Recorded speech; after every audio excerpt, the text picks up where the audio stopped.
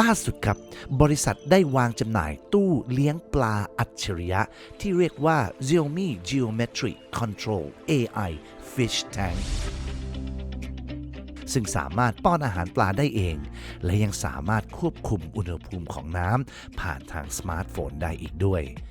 Xiaomi Geometric Control AI Fish Tank นั้นมีทั้งหมด 2 ขนาดให้เลือกได้แก่ 15 ลิตร และ 30 ลิตร ที่น่าสนใจก็คือหากว่ามีบางส่วนของตู้น้ำที่เสียหายนั้นเราไม่จำเป็นต้องซื้อใหม่ทั้งชุดแต่สามารถซื้อบางส่วนมาเปลี่ยนทดแทนกันได้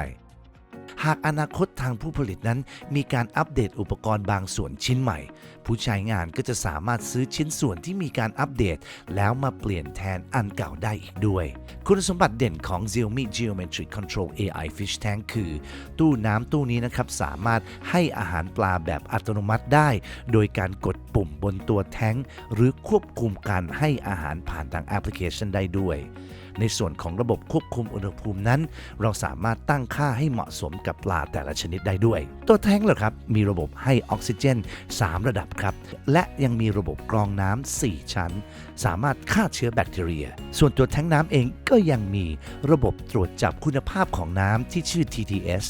โดยแท้งน้ำนั้นจะแจ้งเตือนไปยังสมาร์ทโฟนของผู้ใช้งานหากจำเป็นต้องเปลี่ยนน้ำแล้ว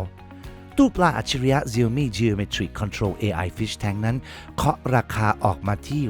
129เหรียญหรือประมาณ 4,100 บาทแต่ถ้าเป็นราคาใน Xiaomi Yuping ขนาด15ลิตรจะอยู่ที่49หยวนหรือประมาณ 2,200 บาทส่วนขนาด30ลิตรนั้นจะอยู่ที่699หยวนหรือประมาณ 3,000 บาท